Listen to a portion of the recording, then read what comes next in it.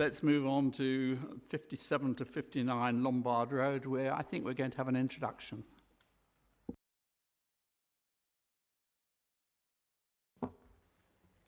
Introduction from Mr. Thwaites. Thank you, Chair, and good evening. The application before you tonight is the development at 57 to 59 Lombard Road.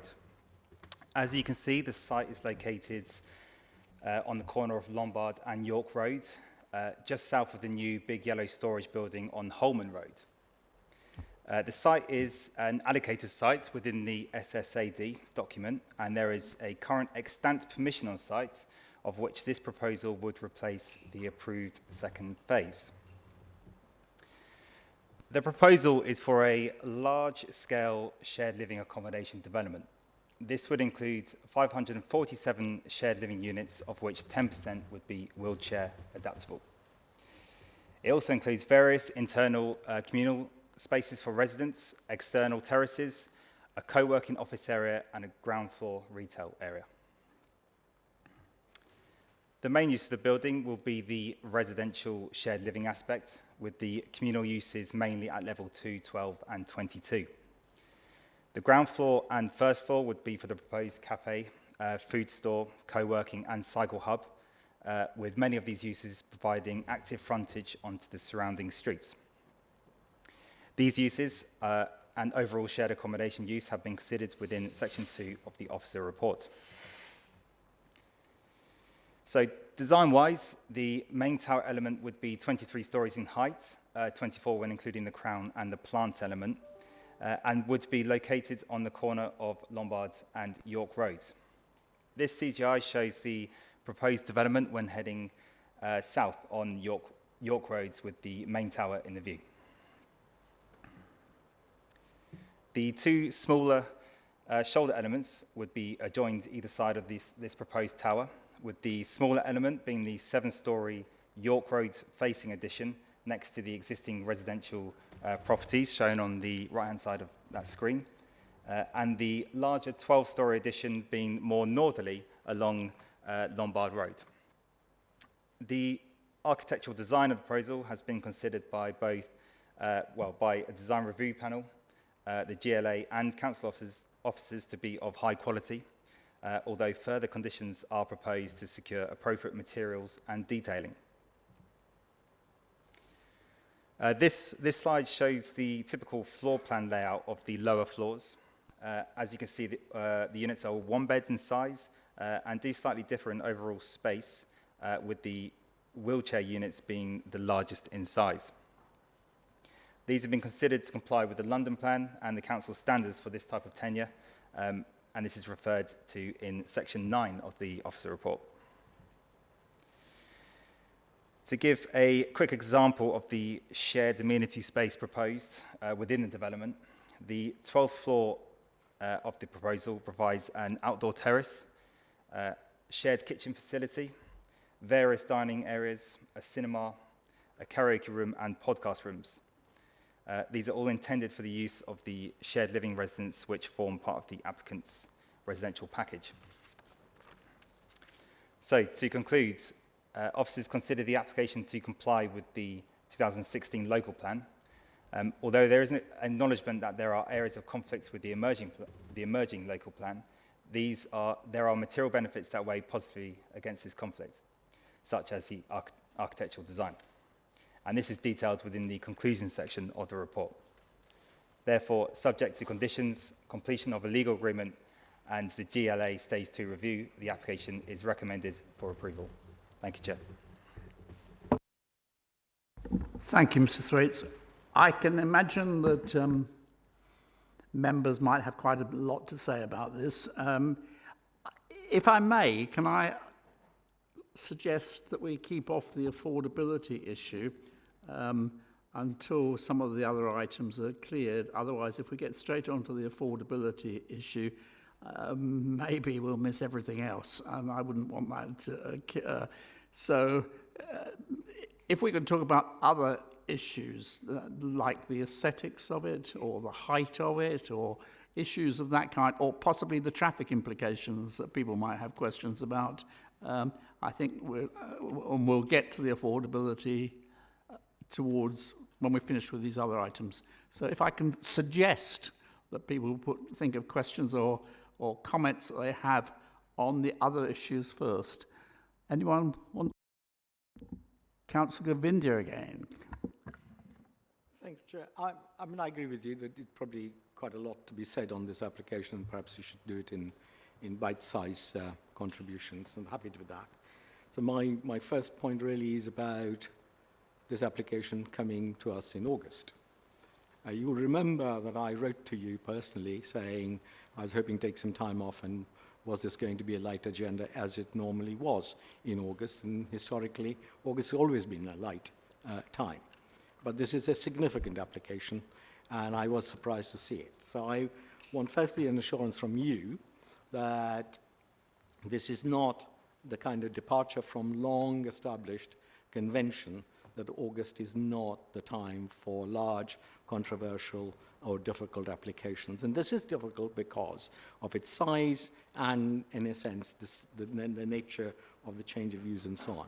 So that's the first point. The second point, and again about August really, is that I do think that the applicant himself had sort of made it difficult for the application to come to July committee because submitted large amounts of paperwork quite late. The applicant knew perfectly well that we normally don't have a meeting straight after the election. So it is not a surprise for the applicant to know that post-election things were going to take off slowly. And the third thing, in just in the same area, is that it does seem, and the lates I read says that the appeal hasn't been lodged, but I do find it slightly unacceptable that we might be seen to being bounced into considering this early because of a threat of an appeal. I just think it's an uncomfortable position for members to feel that they have to deal with it because otherwise they're going to take us to the planning inspector. I just find that whole thing in that area not very easy. So perhaps your point on August would be helpful and an assurance that we are not being bounced into because of some sort of a threat. If I misdirected, if that's the right word, you about August, then I'd certainly do apologise. I thought when we talked about it that I said there was nothing very much on the agenda except this item. If I didn't, I do apologise, but I really did think I said that. So if I'm wrong on that, then mea culpa, I've got nothing else to say. As to the other stuff, frankly, I find it a little bit pathetic. Councillor Govindia, how many times over the last goodness knows how many years have I complained about, say, one applications meeting in the last year with well over 600 pages, I think it's about 655, and I suggested that perhaps we could have it on 2 separate nights. Did your party, did your operation, administration, take any notice whatsoever? No, you didn't, and nor did you on many, many other occasions. This is a big application, I accept. I suspect you and Councillor Humphreys knew and still do know, because of your past experience, more about it than anyone else. And everyone else has been able to take in. So I really don't accept that at all. But I will say that there is a general convention to keep things off large things off the August agenda, and I think it's the officer's intention to continue with that. So, can we have other questions of different style? I do beg your pardon. Councillor Justin, sorry. Hello there. I was rather hoping in the very nice introduction there that we were going to be told what Sui Generis means. But don't worry, I've looked it up for us all, and it tells me that it's Latin for of its own kind, and it's buildings that do not fall into any particular class of use.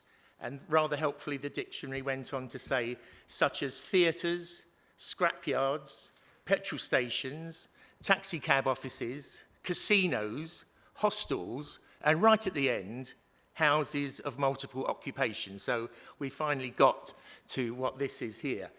In reading through the copious documents here, I realised, only because I'm being told in the documents supplied, that there's no similar development of this nature in Wandsworth, which is currently occupied. We've got 3 under construction, which is interesting because those 3 are listed in this document as 159 units at Hazel Court, 239 units Chatfield Road, and 310 at Garrett Mills, Earlsfield. So you've got 3 that haven't been built, and now we're going for this enormous 23-storey proposal with 547 units on a kind of a unproven building idea. I mean, I find it, if this was one dedicated block for key workers, one dedicated block for a London university, or something for nurses for St George's Hospital, I'd have thought that's brilliant, 547 units for those kind of uses.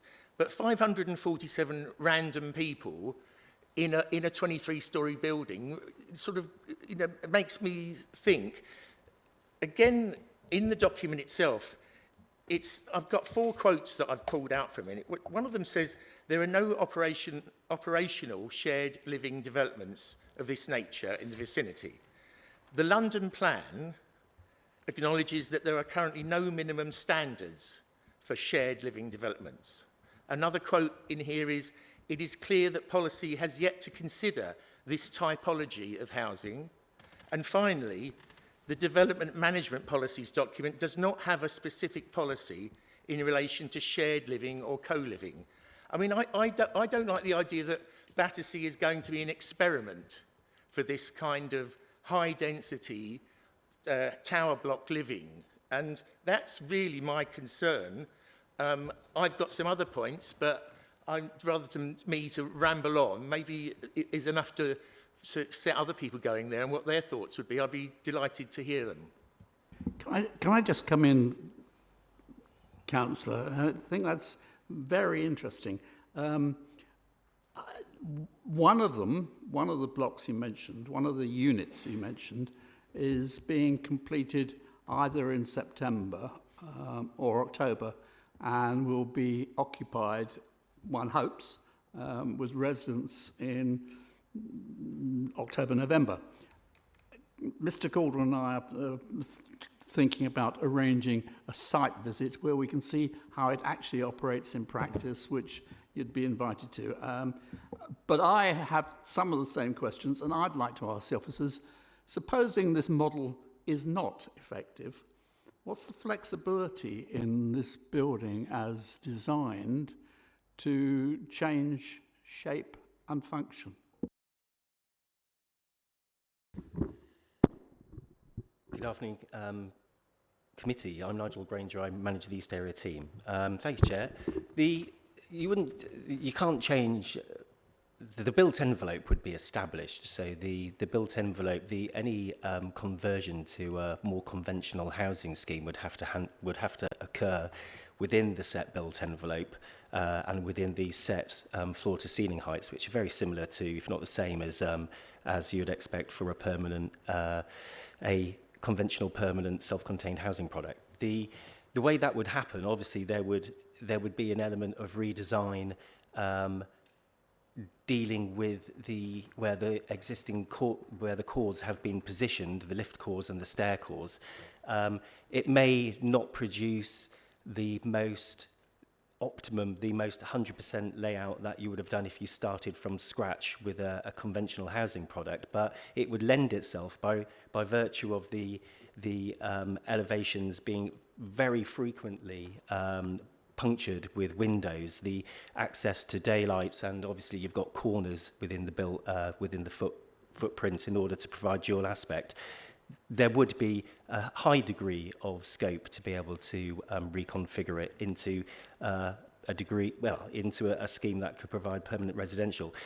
there are ways that these are constructed in terms of that goes into more complicated structural matters in terms of whether the actual separating walls provide structural support to what degree the party walls, the internal party walls, provide support to the floors and ceilings. But I mean, this is all hypothetical, and that would be a matter that would have to be looked at closely if this was ever to occur later down the line by the appropriate structural engineers and design team at the time. So I would conclude, I have no experience of this being an issue, but there is potential scope to convert it. Councillor Justin, I think it's a perfectly reasonable question. I knew we'd be told that we're not here to judge this because it's not in the planning rules, all those kind of words. I think it's nonetheless a perfectly reasonable question. I think you'll have to just think of it as Battersea not being an experiment, but a trend setter.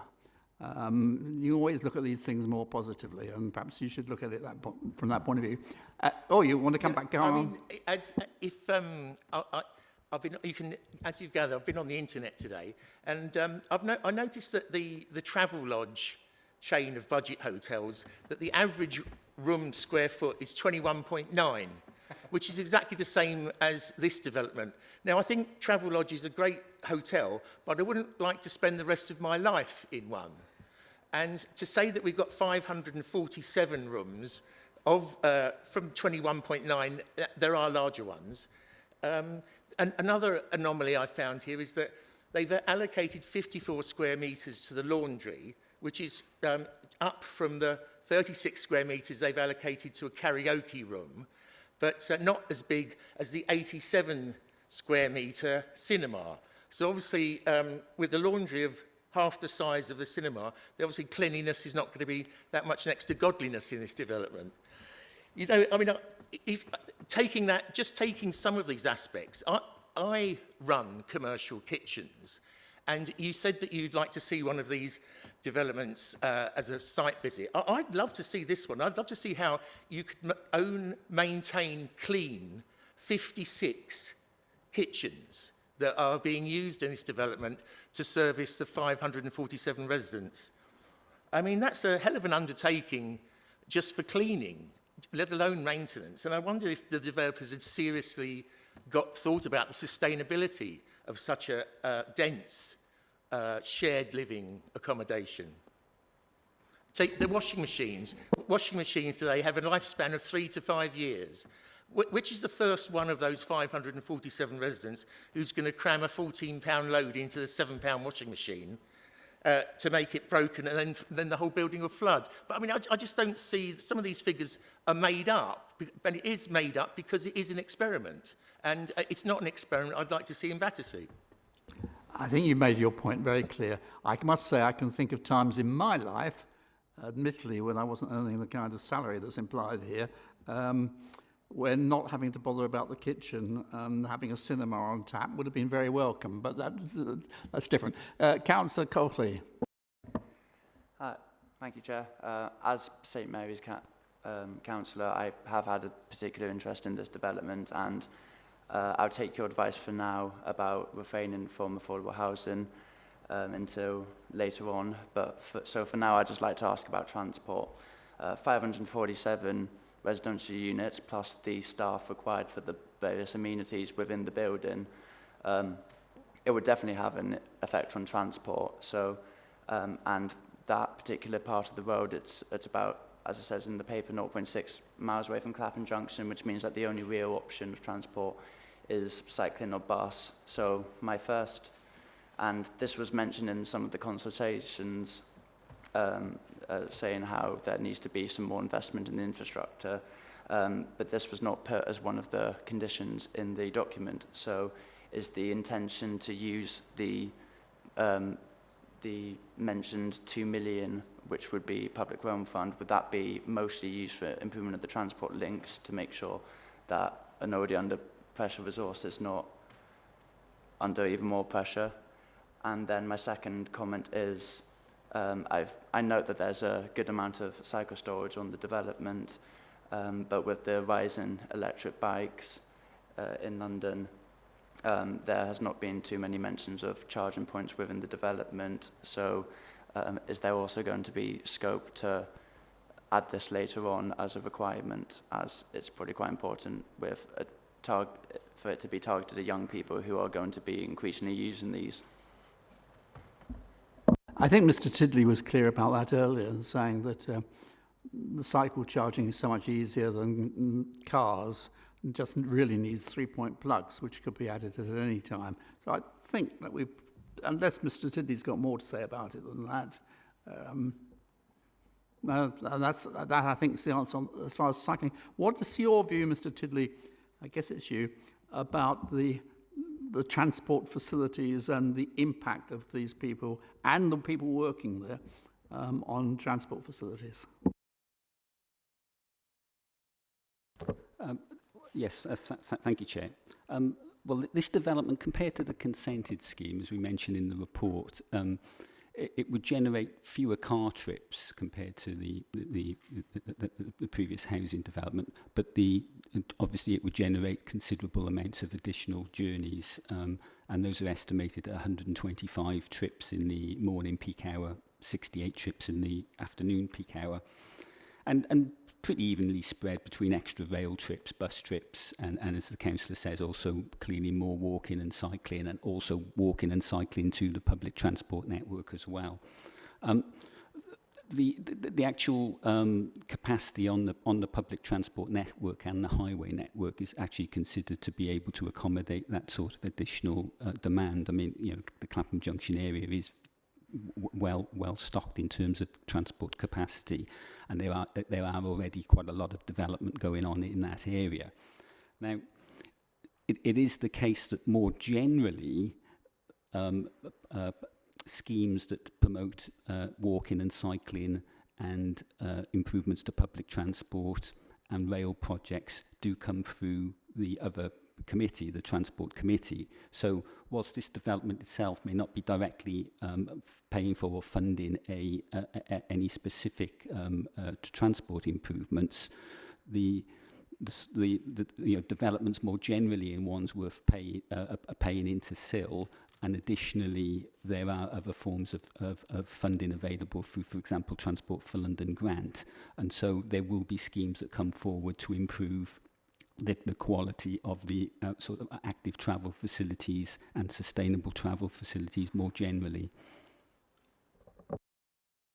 Can I seriously suggest, Councillor, as well, I mean, you mentioned 0.6 of a mile from Clapham Junction Station.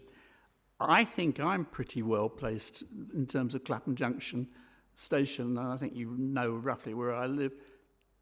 It's more than 0.6 of a mile in my case. I mean, it's actually not very far for the age group that this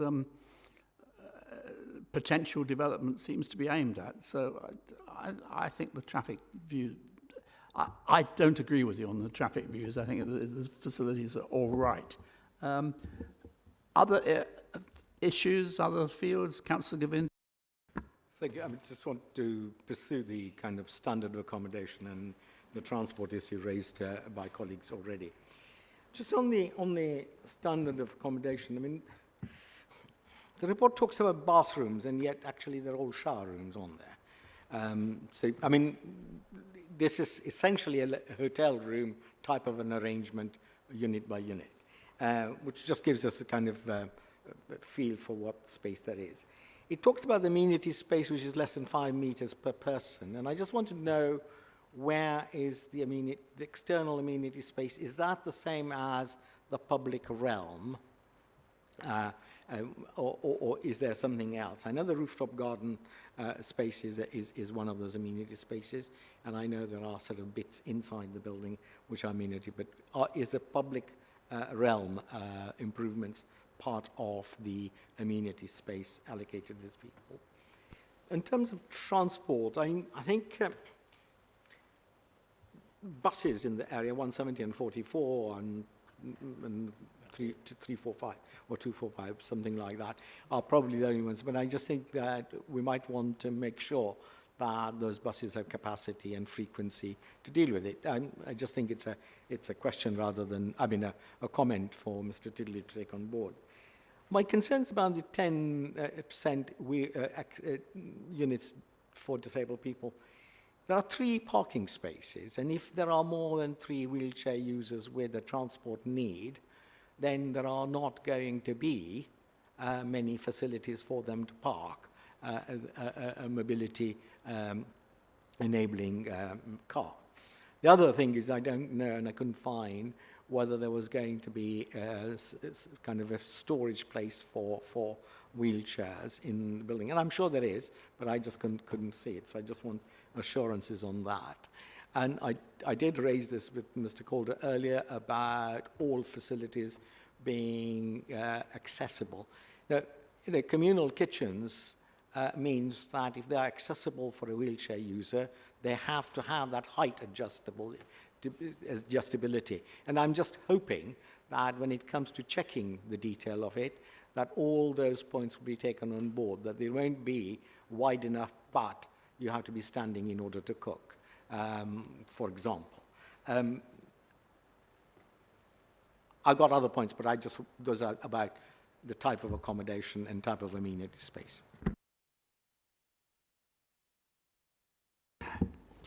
I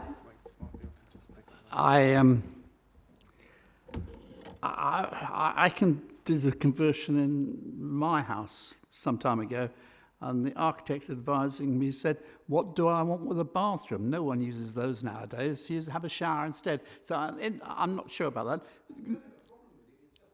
Yes, fine. I understand where you're going from. I just, Mr. Richard. I'll just quickly jump in if that's okay. Just to clarify on the external amenity space, that doesn't include the public realm at ground floor. That's just solely for pedestrians and highway activities. So the external amenity space is captured. It's on the description of development paragraph, and that's captured within the external terrace at level 2 and the roof terrace at level 12 and 22, and also the outdoor kitchen area. Thanks. Accessibility. Very important points you make there, I agree.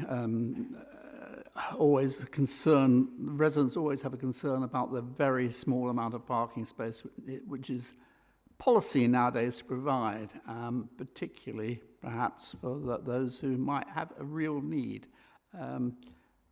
Mr. Granger or Mr. Thwaites? I can talk briefly about the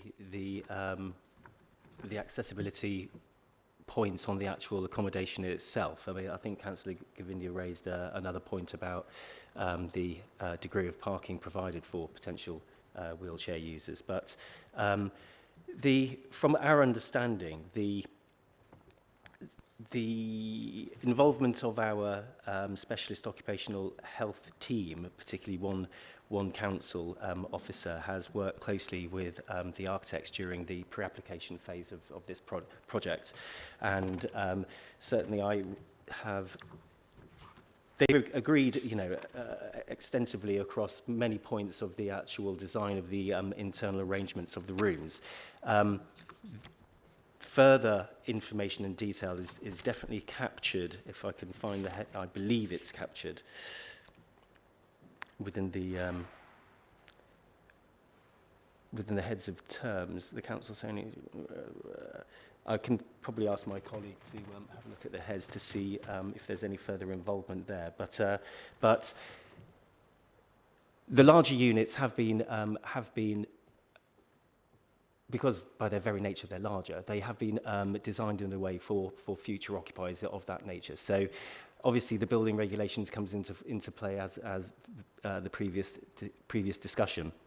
Whether I personally don't know whether an external storage area is provided for wheelchairs, because I was under the assumption that if you're in a wheelchair you would probably need it within your where you are residing. Whether you have other wheelchairs, I simply don't know. I can't second guess that. But certainly in terms of turning distances, turning circles for the actual accommodation itself, I know that that's been looked at, and an agreement with our specialists has been arrived at. In terms of the the kitchen spaces. Now, that is something that I can't talk about with confidence because I don't know to what degree modification of any particular units has been made or detailed within this plan. What I know that we can do is obtain this information, and certainly we could require additional information within the operational management plan, which you've seen is in there as a heads of term. So obviously that level of detail and an appropriate quantum of that could be explored and brought forward. So I mean, in that regard, it's minuted, and we can work this through very easily with the applicant. Councillor Davindia? Just so that it's absolutely clear, all the communal facilities, whether it's a karaoke room or whether it is a communal kitchen or it's the dog washing area or whatever it is, has to be such that disabled people are not excluded from being able to access and using them. So in a sense, there's no point in saying 10% of the units are available for disabled people, but they can't have the communal kitchen because we've forgotten to have one that where the cooker hob comes down and rises and so on. So all of those things, I hope, will be absolutely meticulously picked up in the management plan. Absolutely. I mean, there are no thresholds throughout. So once you're on the level of actual floor, there are no thresholds. It's not like a Victorian street on a shopping street. So, you know, there is ease of movement across the entire piece. That for a while I did work in the world of disability, and one of the things that does happen is that more space might be needed in the karaoke room, but everybody else could live with less space, but a disabled person needs more space. And is that facility in there? And if it isn't, we must make sure it is there. Councillor Justin, and then perhaps we move on to the real issue, which is about the affordability of housing and how this application impacts the housing need issues. Just a reminder for those who may have lost them, the housing need is addressed on page 101, I think. And there's another section earlier on about the Director of Housing's view on the affordability. But first of all, Councillor Justin. Yeah, just one thing that's occurred to me while we've been debating this is the selling point of this kind of development, I imagine, is the one rent including everything. But it's just occurred to me that how would the proprietors deal with the cost of living and the energy crisis that we're about to go into, having set a fixed rent for all of these 547 people? I mean, there's no answer to that, but because it's not been thought through, has it? Do they all get turfed out because they can't afford the electric? And believe me, they won't have someone over them telling them to switch the oven off and switch the lights off and to save energy. They'll have every light in the whole building on. I'm sure you're going to be told that we're not here to assess these and they're not planning matters. But I think many of us take the point you're making. I noted that about water, for instance, whether the concern about running the bath or the shower would be quite the same as people paying directly. Agreed, but none of us know the answers to those, and as you know, I think. So let's move on to the real issue. Councillor Humphreys wants a last one before we get onto that. Terribly sorry, Chair. Yeah, before we get into that large topic, I just wanted to cover a little area that we haven't mentioned so far, which is the design and the bulk, the scale, all that kind of stuff, because I think there's some salient points in there which we shouldn't forget when we're making a decision in the round. Thank you. I just think it's slightly, I wouldn't want to say anything misleading, but it's slightly underplayed, shall we say, in the report about the scale of what we're getting. I'm comparing it with the existing scheme that we've got there already. So it's 24 stories. We keep talking about it's 23. It's not 23. It's 24 stories. I know the top bit is the plant and whatever, but again, it plays it down to say it's 20. It's 24 stories, whereas the permitted scheme is 20 stories. And as it says in 333, I think it is in the summary, it says in our emerging local plan, which I know we can't give total weight to, but it is. This area and this site is falling within a tall building zone with the maximum appropriate height range for the zone is 7 to 20 stories.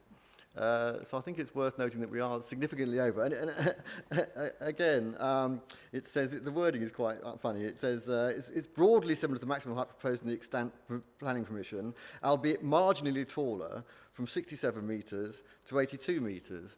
Well, that, even with my rubbish maths, is 15 metres, which isn't necessarily insignificant in the scheme of things. What's 15 metres? It's about from where I am to the wall over there. Imagine that vertically. It's significantly taller than what we've already got an existing scheme under. I think we should be aware of that when we're making a decision on this. And I know Mr. Thwaites in his helpful introduction at the beginning was giving us some indications of what are the positive benefits of this scheme to make it acceptable. And I'm just, besides the other issues that we haven't even talked about yet, I'm not sure that this is necessarily that much better than the existing scheme aesthetically and in the scale and bulk and mass of it. I know it's all one colour instead of being chopped up into different coloured bits, but in a way I think that multicoloured part of the old thing made it look less bulky and less obtrusive. Just it's a really subjective thing. I know it's not everybody's opinion, but I'm not necessarily convinced that this big one solitary or 3 blocks of one colour is necessarily an advantage. Just again, something to throw in the mix when we're making the decision a bit later on, perhaps. I must admit, having a lot of sympathy with that. I mean, it's a bit like people saying an increase from 20 to 24 pound an hour is not significant, but it's be significant in lots of people's pay packets. I mean, that's quite a substantial increase. But planners do that, as I think you know from experience. Well, we've agreed this, therefore that will make not much difference. I think that's a matter of judgment, as the whole issue is. Can we get onto the affordability? Sorry, I mean, I do want to raise a question about comparing this with another similar use application that this committee or its predecessor refused at the access storage not very far from here. And I just want an officer to comment on how different is this, because if I recall that was fewer units than this, and that it provided both proper housing, as it were, and that shared living housing. And it fell, if I'm right, on last occasion for not providing enough employment space, so there was a loss of employment space, and that it did not create a mixed and balanced community by virtue of too many one-bedroom units. So I just want to know how officers think that this application, not very far from that one, does lead to mixed and balanced communities, and that the over-domination or one-bedroom or one-person accommodation will, in fact, deliver a mixed and balanced community when that one didn't. There's not an enormous amount on the agenda tonight, despite your earlier complaints, so I'll let you... However, I am sure the officers will say, we're here to judge the application before us and not what did or didn't apply when you were in control, I think. But in case any of the officers got a simple answer to that, perhaps Mr. Granger? Certainly, I'll try and put a bit of flesh on the bones on that. There's I mean, notwithstanding the fact that this has to be determined on its own merits, there is a difference between the access self-storage scheme and this proposal. Access was a blend of a very distinct and separate co-living component, and then there was a build-to-rent component. The build-to-rent component comprised a number of a unit mix of self-contained accommodation that should comply as best as possible with the unit mix as described or as laid out within the adopted local plan. The build-to-rent section, because they are self-contained units, you know, the space standards are identical to permanent market sale housing. So within that proposal, with the co-living and then with the oversupply, there was a very high number of one-bedroom self-contained units within the build-to-rent component that the committee thought, because obviously officers did recommend that for approval, but it was the view of the committee that it was the combination of the oversupply of the one-bed self-contained accommodation that tipped the balance in the overall conclusion that it didn't contribute to mixed and balanced communities. So the difference between that and a build-to-rent scheme is essentially Class C3. This, as described earlier by Councillor Justin, is a sui generis use. It's a use in a class of its own as a large-scale, effectively shared living hostel. So we, within our assessment, I was always minded, because obviously I presented the access scheme and was thinking whether this would be a question. It's materialised, but there is definitely a different policy stance between that assessment and this assessment.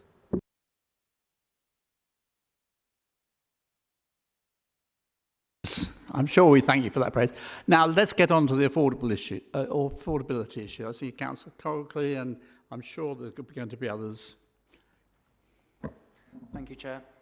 So, again, I took an interest in this because it's in my ward, but also because I am a young person, which is what the developer has been claiming within the application, that they are targeting a need for more young people in the borough. So, from the council's own estimates, they predict that the range of salary that would be able to afford these rents of these individual properties are earning around 61,000 to 74,000 a year.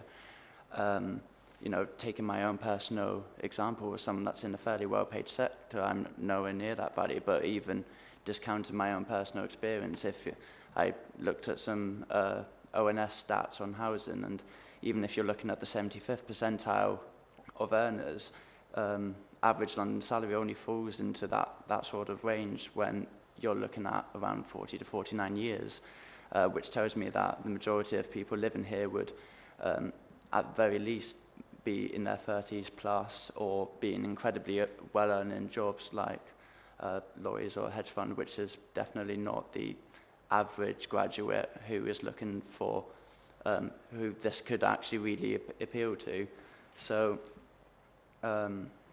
yeah, and also people who are already on these level of income could also comfortably afford a nice studio apartment anyway within the borough. So I'm struggling to see where the need is for this kind of housing.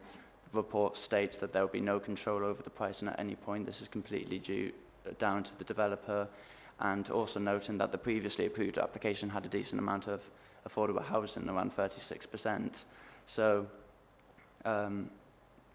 so that's my rant. But leading into the question, you know, the officers note in the report that their decision was finally balanced. So I wanted to know, when coming to their conclusion, do they agree that the development would probably not be suitable for the vast majority of young people? If so, what exact age groups or demographics are officers expecting to be taking up the offer of accommodation here? And are these demographics genuinely in need of housing in the borough? You're referring essentially to paragraphs 226 through to 234, I think, which talks about meeting the housing need. Anyone else got comments about that? Perhaps before the officers come back, Councillor Boswell?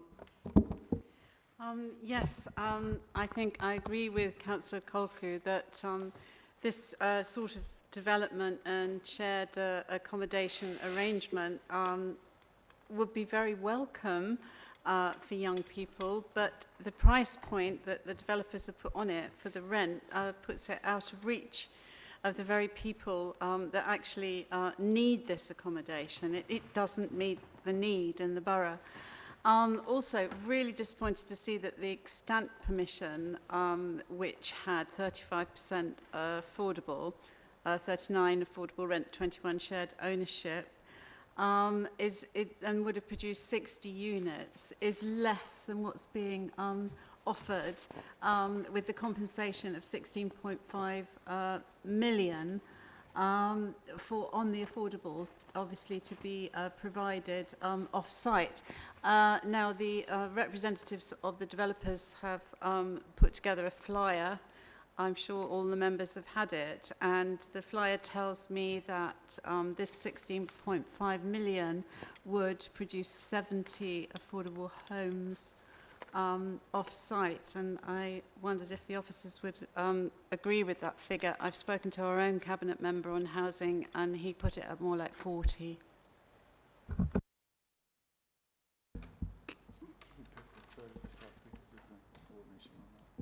Sorry? Well, I think there's going to be a general discussion of the members. Can I have an answer to my question, please? You want to? Chair? Okay, sorry. And mine too. Councillor Granger. Promotion Councillor again. Granger. Mr. Granger. Second time it's happened. Yes.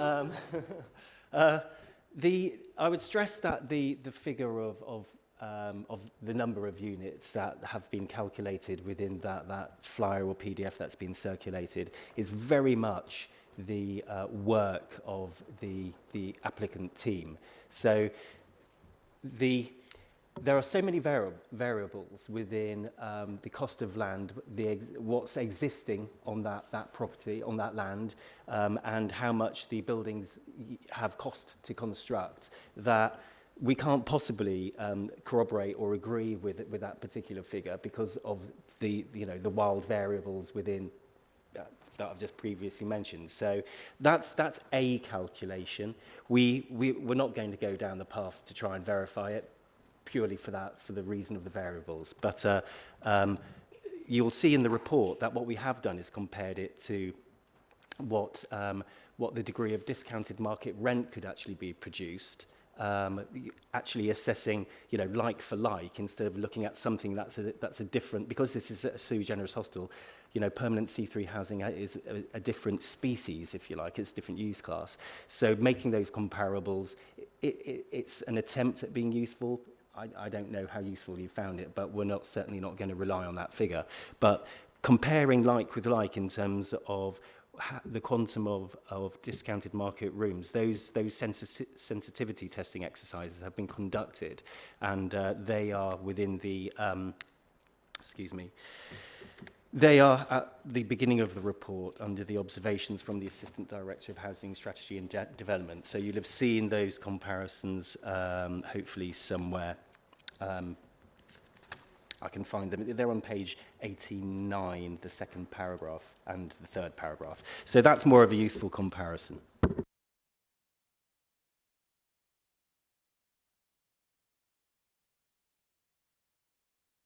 Coming back, and then Councillor Govindia. Yeah, I was wondering if I could have an answer to my one as well. Just to reiterate, do they agree that the development would not be suitable for the vast majority of young people? That's point one. If so, what exact age groups or demographics do the officers expect to be taking up the accommodation? And are these demographics genuinely in need of housing within the borough?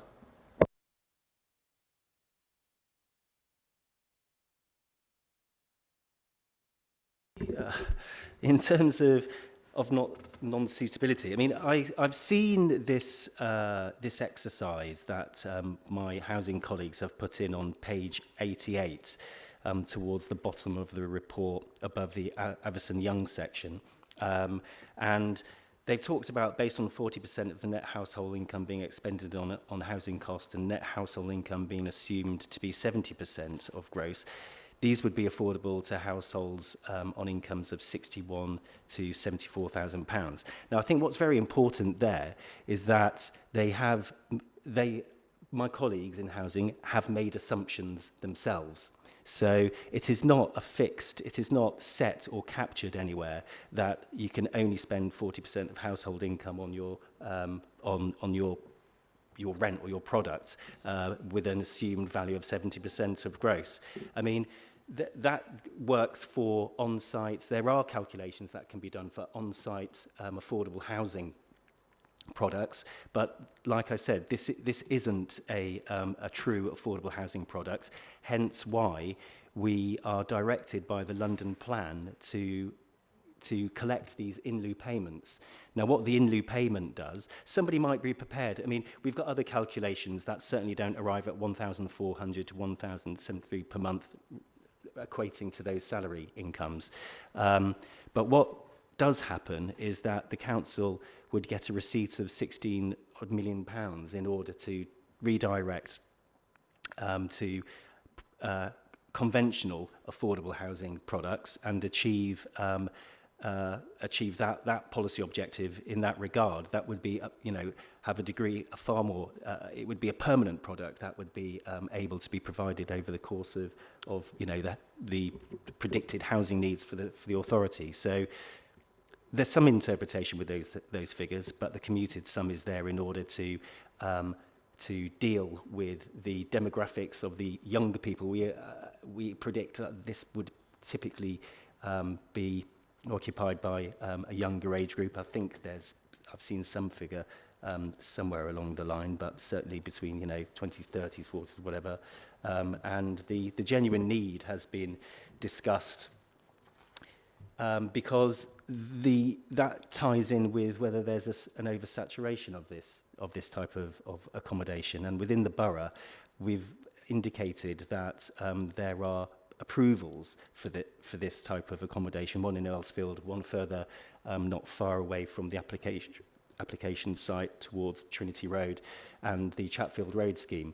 But these are the operators that have pursued those applications have been co-living operators and have a track record of providing co-living schemes, and they understand how to provide and who they're providing for in terms of demographics and genuine need. And the concentration that we've looked at in this particular ward, in this location, we've arrived at the conclusion that by virtue of having one scheme a few hundred metres down York Road, in conjunction with this and the percentiles that have been talked about, that we haven't reached that saturation point, and therefore the genuine need point stands in terms of it being acceptable in that regard. Can I make a quick point here as well? I actually had the benefit, if that's what it was, of visiting a unit like this near Willesden Junction. It's got a slight disadvantage of this particular example, which I'll explain in just a second. And it was by no means just young people. I'm sure lots of people will know that the fastest growing family unit size in the country at the moment is single people. And they're single people for all kinds of reasons, and not just because they've left university. And when I visited, there was certainly plenty of, shall we say, more mature single people in the unit I was in, and I think that I visited, and they obviously quite liked not maintaining a garden, not doing all those kind of things. It has a major disadvantage, my example, and that is that the company went bankrupt after not very long. So that supports Councillor Justin's argument. But nonetheless, it appeared to be working at the time. I just make the point in passing. Other comments? Councillor Humphreys. Thank you, Chair. I remember that visit very well, yes, and that was the cutting-edge days when that started off, but the world, I think, has moved on somewhat. Don't get me wrong, I understand where this model's going, and I think that there is perhaps a need for this type of accommodation for a certain sector, but I struggle to believe it's as big as the developers would like us to believe. And when in the report as well, it says that and not my own experience, luckily, at this stage, but my son's experience, I know, they're talking about average renting for a room and stuff like that is between 600 and 950 a month or something like that, and even at the generous end of this one, of £1,200, it's still quite a big difference in thing. And I think that the majority of people that they sort of want their cake and eat it a little bit, I think, on this one, that they want to appeal to everybody. You're not adding in the bills, though, are you? Well, as Councillor Justin said earlier, when the bills go through the roof, it's a lot different. But yes, I think again, it's with this scheme, it's the comparison as Councillor Boswell saw with the extant scheme that's on offer already, and in the previous schemes that have been approved for this type of accommodation, there has been. I have to say, it's rather unfortunate that we haven't got Mr. Ruig with us tonight to talk through the housing details from his perspective of being the team that actually deals with that kind of side of things, and Mr. Granger's manfully doing his best on this thing. But it would have been helpful to have had somebody from Mr. Ruig's expertise on the detail on this one. But yeah, in the previous schemes that have been approved in the borough, the one near to me in Earlsfield and the Chatfield Road one we talked about earlier, in both those schemes there was a commitment from the operator to do a percentage of a discount rent for local people and whatever, and that would have been more of a halfway house, so I think, where you've got to somewhere that might have been more acceptable, in my view, that you are giving people an opportunity to get a unit like this at a discount rent. But in this way, just offloading it off-site, I find it not necessarily persuasive for the benefits of what's going to be in the area. And it is pretty close to the other Chatfield Road site, so I appreciate Mr. Granger's call on that one from his perspective, but I think my analysis of it was slightly different, and I think there may be an overwhelming amount of this kind of accommodation targeted. If they were being frank and saying it's targeted at anybody who happens to want that kind of accommodation, fine, but the whole thrust of their letter that they sent round to us and the premise in the report from the applicant's advice is that it is targeted at young people. And as Councillor Colcleugh says, that this evidently isn't going to be the case for a majority of people I think it's relevant to. Thank you, Chair. I mean, I think both Councillors Colcleugh and Councillor Boswell are in the same area as I want to be, in a sense. The handbill from the applicant gives two figures for 16.5 million. One is that it will buy 77 new affordable houses. The other one says that equivalent of 303 conventional residential units, which is the figure that we should rely on. I don't know. It then quotes from somebody from Key's House saying this will be wonderful because it'll provide accommodation for young people. And then we have from Councillor Colcleugh absolutely the point that it is actually not going to be affordable for the kind of people who use Key's House, let alone for many others. So there is a bit of a kind of a gloss being put in here about who this is for. As far as the need in the area is concerned, again, it's quite likely that this will suck in people from not the local area. Whilst it talks about what the need in the local area is, this is an enormous development which will in fact get marketed, and they will need to fill it as quickly as possible to make it pay, and therefore they will get people from wherever and all that. And I just find this idea that there is a need and we are fulfilling a need, they would say that wouldn't there, Chairman. I think then we talk about the other shared living type of developers to whom we're given permission. They're all much, much smaller. They're all much, much more manageable. This is at least 3 times one of those one. And you just have to work out how practical is it. Are there 547 young people who live in the borough who are able to afford it and willing to move in there? And I venture to say the answer is no, there isn't. And I know that we're not simply providing housing for just Wandsworth people, but I do think that we cannot ignore that kind of, that there's a local need, we are fulfilling the local need argument. I think the other thing I'd also say that the figures that we have been given about the amount of one-person accommodation in the immediate area might be fine to construct an argument. But as councillors, we do need to look at an overall pattern of single-person accommodation, whether it is in this type of tenure type or in others. You know, we have something like 22 pages of HMOs in our HMO register.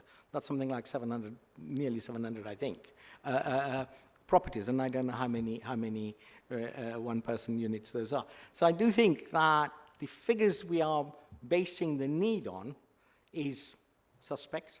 the amount of one-bedroom accommodation or one single-person accommodation in the immediate area might be right, but in a kind of wider area that we consider to be kind of North Battersea or Windsor Town or so on is understated in the report. And of course, there is no figure for what the actual charge per month might be. And of course, it's all market-driven what the charge will be. And so the idea that it's going to be affordable to young people in the borough is quite difficult to work out. We know what salary they need to earn, but we've just been told, well, that's based on an assumption. Some people, therefore, might be prepared to pay 45% of their salary rather than 40% or whatever, maybe. But we don't know how actually what the rent level or charge level per month is so that we can make a judgment whether this is affordable or not. I don't think this addresses the need. I don't think it goes anywhere near addressing affordability for young people, but it does certainly fulfill a housing need for those who can afford it. So let's call a spade and make a decision on that basis rather than be driven down this path that they're doing us all a favour. Councillor Marshall. I'm just wondering, Councillor Govindia, you looked at paragraph 2.33 on page 100, where it does say that the proposed average rent is 1,250 a month, although it does concede that market might set that at whatever, but I think that's a reasonable starting point. It doesn't seem unreasonable. I myself was not long ago renting a one-bedroom cottage for £1,300 a month in Wandsworth, so it's pretty much, that is around about the marketplace, and at 35% of income, that would be £45,000 after tax, so I can see where they get to £60,000. But as you say, people might well be prepared to pay a lot more than that, particularly for a single person, no car, no responsibilities. They could easily push perhaps to 50% of their income. I seem to remember that was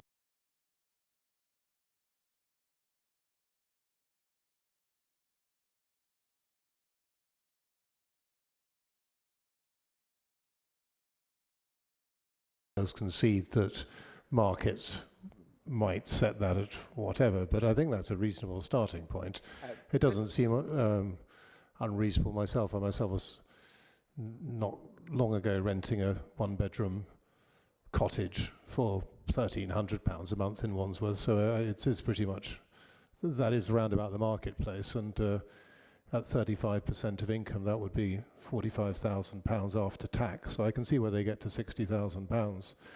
But as you say, people might well be prepared to pay a lot more than that, particularly for a single person, no car, no responsibilities. They could easily push perhaps to 50% of their income. I seem to remember that was who were using this as a sort of long-term place to drop in and not act.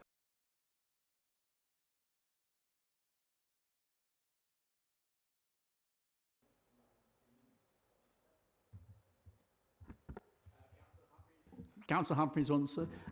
I think that whilst I find this a very interesting discussion, and I'm certainly not utterly decided myself, I think we can get back. I think we all know we can back this backwards and forwards for hours if we want, but we don't want to do that, do we? So new points only if we can keep it to that. Councillor Humphreys. Which leads me on nicely to following Councillor Govindia's lead on that one, is the mixed and balanced communities, as he put it. And that's one of my other concerns about this development, that, as Councillor Marshall just said, I doubt whether anybody of whatever age or income bracket would want to have this as a long-term solution for their housing need. And what does that do for our sort of,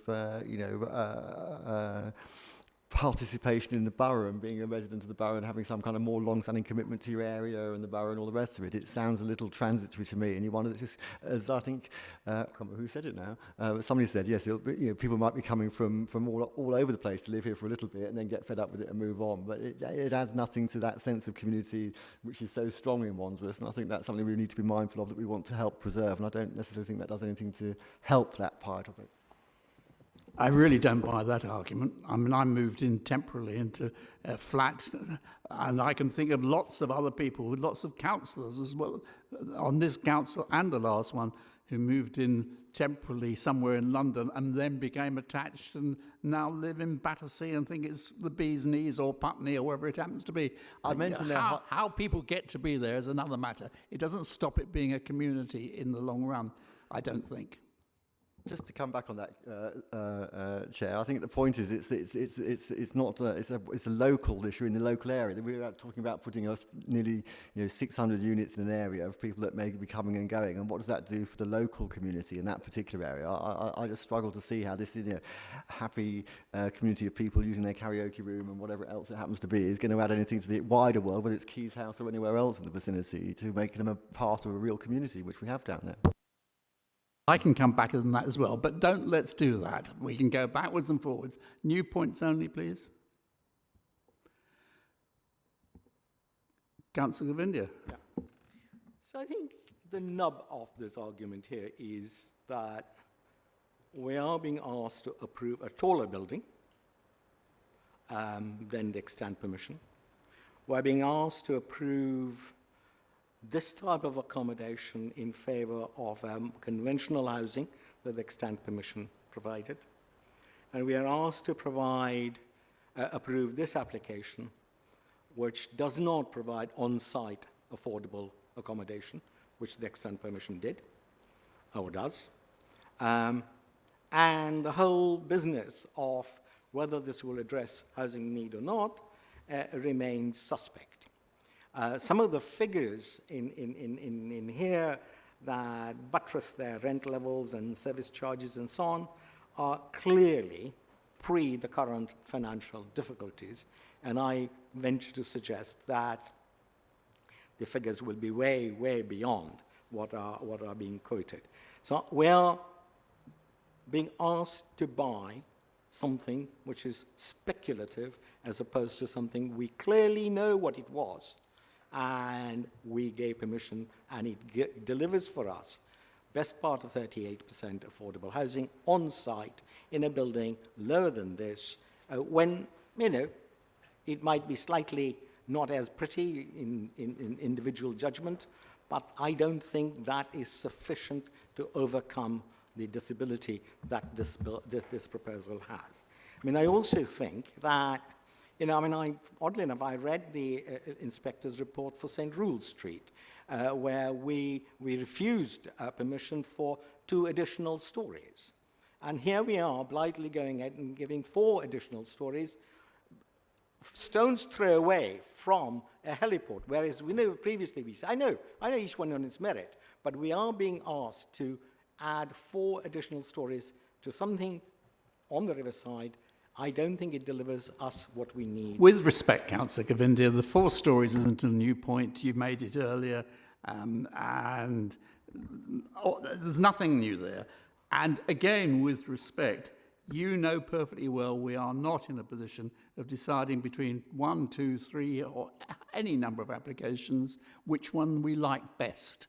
We are deciding this application and whether this application is something we should approve of. I think we've had a pretty good go, and I suspect that everyone knows what they're going to do about this. So can I suggest, because I think it's probably time for it, that we actually take a vote, because if the vote goes one particular way, end of the evening, if the vote goes another particular way, someone's going to have to start defining the grounds of for their position, because we have to give views about it. Chairman, I beg your pardon, carry on. I was going to conclude that, as a result, my view would be that this application does not merit approval. Thank you. I personally think we might as well take the vote now, unless anyone else objects. I think it's pretty clear cut. Can I ask those people, which way should I be doing this? Those who approve the officer's recommendation, that is, are in favour of the recommendation to grant planning permission. Can I see those in favour of granting planning permission? Just the one. And those against? 7. I think that's pretty clear cut. I can, just in case people were wondering, I was abstaining because I wondered about the possibility of a chair's casting vote. And I always feel a little bit uncomfortable if you have a vote in the actual vote and then give a casting vote. But I must confess that I started off the process being in favour of the application. But I think it's a very, very arguable case. So it's clearly been lost. What are the grounds we're turning it down on? Chair, could we maybe come in at that point, and maybe we can discuss what because there are a couple of elements that obviously came out in the discussions.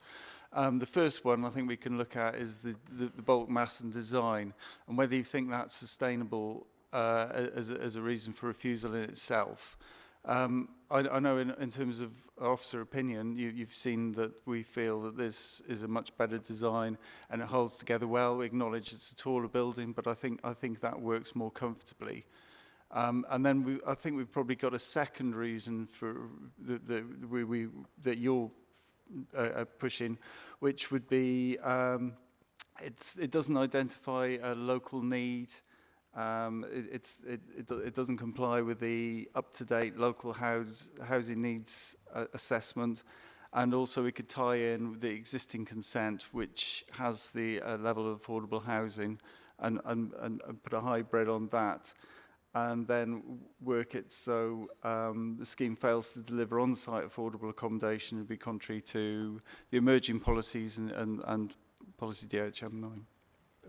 So I would suggest that maybe we think mainly about that reason for refusal, and my personal opinion and officer's opinion would be we wouldn't do it on bulk and mass, but I will leave that for you to carry the baton and maybe discuss those two reasons for a little bit more.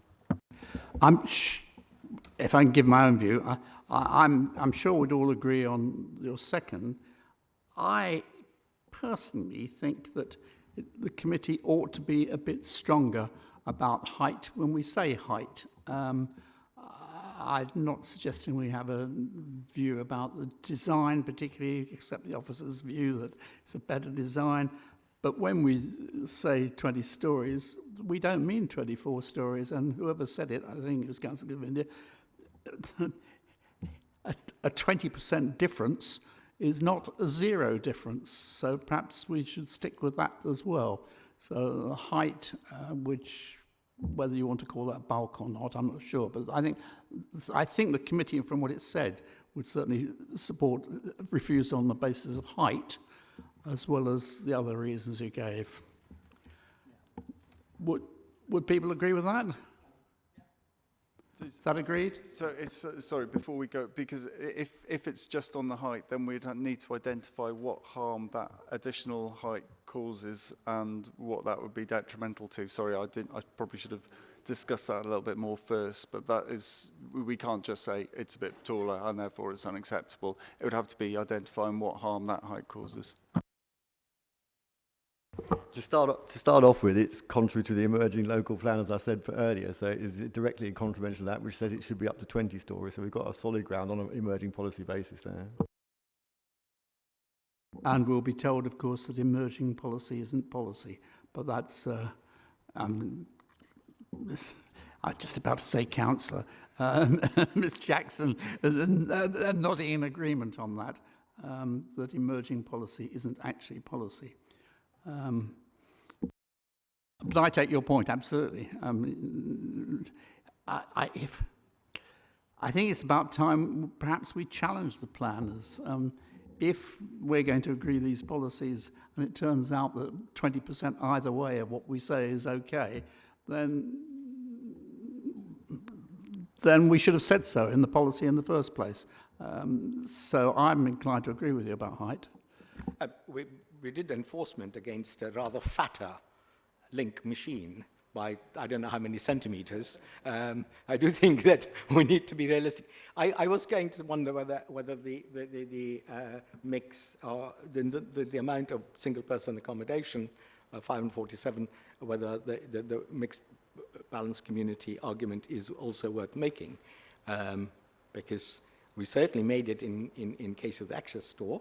I know Mr. Granger gave us an explanation, but I think 547 against that was a pretty potent argument.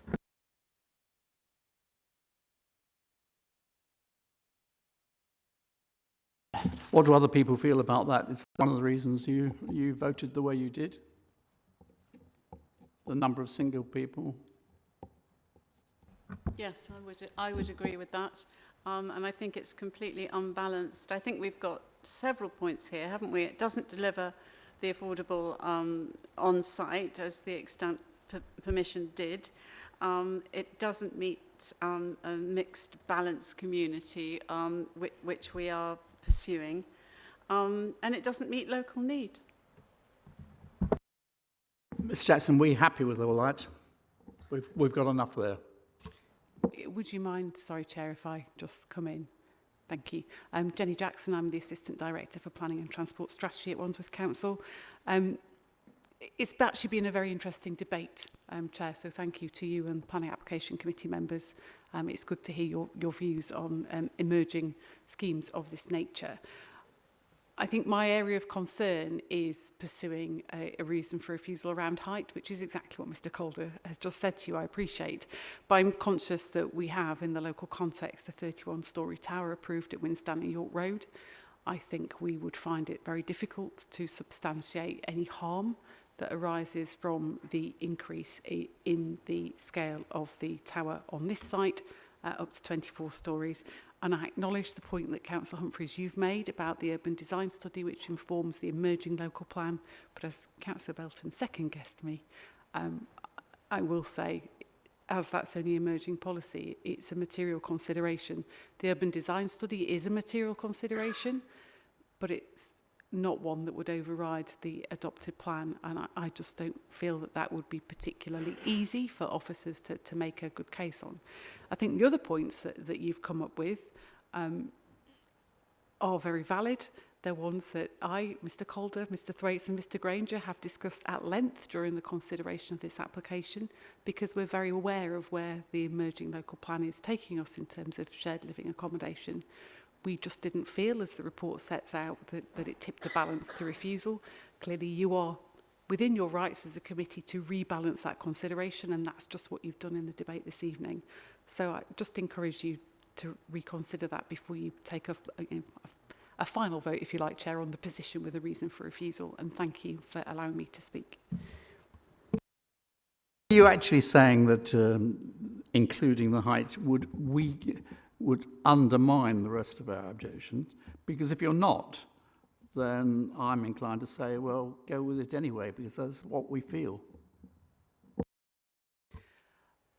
I think, and my colleagues might disagree with me, but I don't have a chance to ask them, I think it depends how you do it. If it's a separate standalone reason on height, then it doesn't weaken your case, it just makes it hard for us to substantiate, and it means that there's a potential for costs to be awarded at appeal if we just can't substantiate that reason for refusal. If you wrapped it up in how it enables the development to deliver a high number of shared living units, and that piece about mixed inclusive communities, there is less risk of cost being awarded, but it doesn't make it any easier for us to substantiate. I hope that makes sense. Can I suggest to the committee that, although it's against my grain, we've had advice to drop the height and that the other grounds are perfectly satisfactory. Shall we do that and take the officer's advice and on that basis? People happy with that? I'd have thought that if there was a list of reasons for refusal, of which height was one, then I don't think it weakens our position. If it was a single reason in which height was mentioned as one of the factors. Well, I was also taken by the point that an inspector or someone could say, but there's a 31-storey just round the corner. So I think I'm arguing for dropping the height and going along with all the rest now. People, it looks as though everyone's agreed on that, with one, not sure, but you know, everyone, enough people have agreed.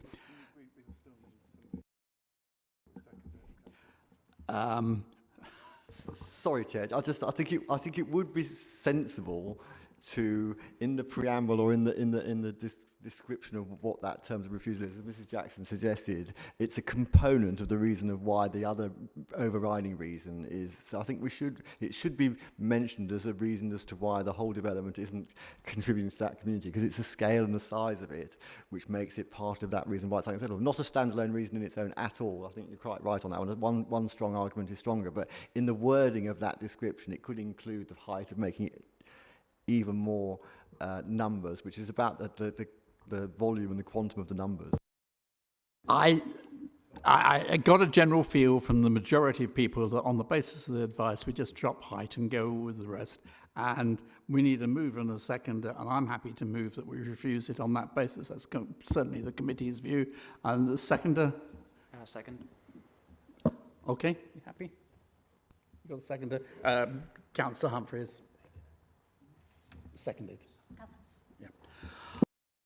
Okay, well, thank you for an end of an interesting evening.